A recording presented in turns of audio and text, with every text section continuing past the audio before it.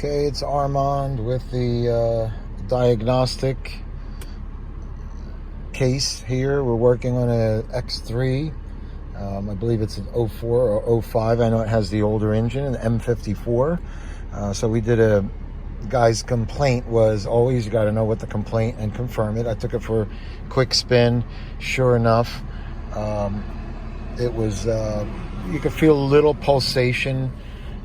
There were no lights on except the engine light, but now you can see the ABS light, the traction control light, and the brake light. That's traction control, that's the engine.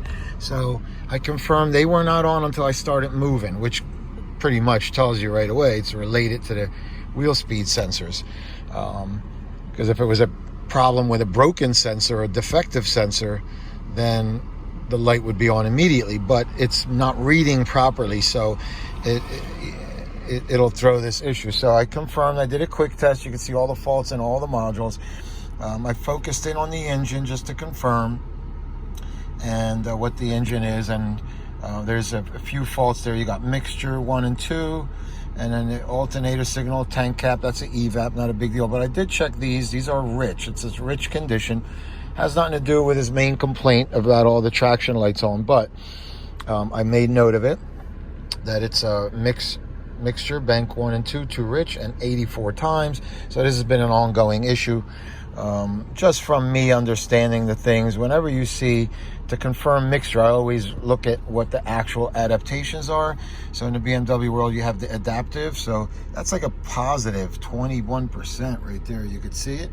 For adaptive, these are maybe like in the generic world called short term, and this is the long term, so -8. So whenever, so that's bank 1, and then bank 2 is also close to -8. So it's kind of pegged, but whenever I see a positive on one, negative on the other, it's not a definite, but more than likely this guy's going to need an air mass meter. It's reading inaccurately at low, at idle, and then compared to load. So anyway, that's for the engine light. It's not what he's here for, but I like to make notes as I'm diagnosing the main issue. So back to the main issue. I'm going to go to the transmission and see what that says, because you got to remember, drivetrain is a network. You got a bunch of computers, engine, transmission. So here it says CAN wheel speeds. Now CAN means it's the communication area network. In other words, there isn't a problem with the transmission, but it got the wheel speeds, it has a problem, and it received that signal from the CAN system, not from the transmission itself. So that means something else is also causing it, because one of his other complaints, it's like banging or not shifting right. And I know the GS20 is a GM transmission, is a GM 5-speed, because it's an M54, I believe. Anyway, I'm going to go on now to the dynamic stability and see what that says. And when I go there, the fault code there is saying wheel speed sensor air gap, rear left. Transfer case malfunction. Of course, there's an issue with that all the time with these X3s, but not worried about that. But there you go. The number one cause is the left rear. Now, I know what happens here, but it took us a few cases to figure this out.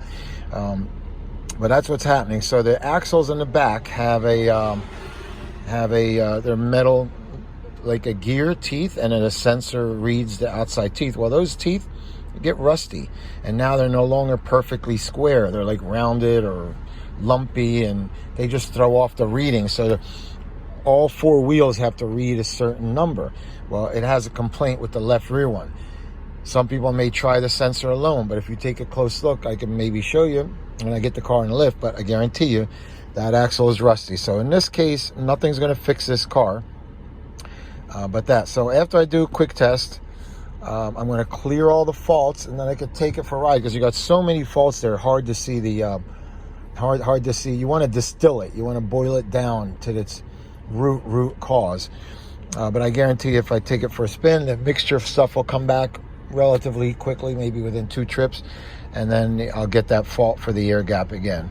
And that's what I do to diagnose. First, I do a quick test, scan a few computers, see what's related, and then I'll clear them all, and then I'll run the car, see what comes back. What comes back is the first thing you want to chase. That is the root cause, the root issue, because there's many side effects or many collateral faults that occur from the one original issue. Hopefully this was helpful.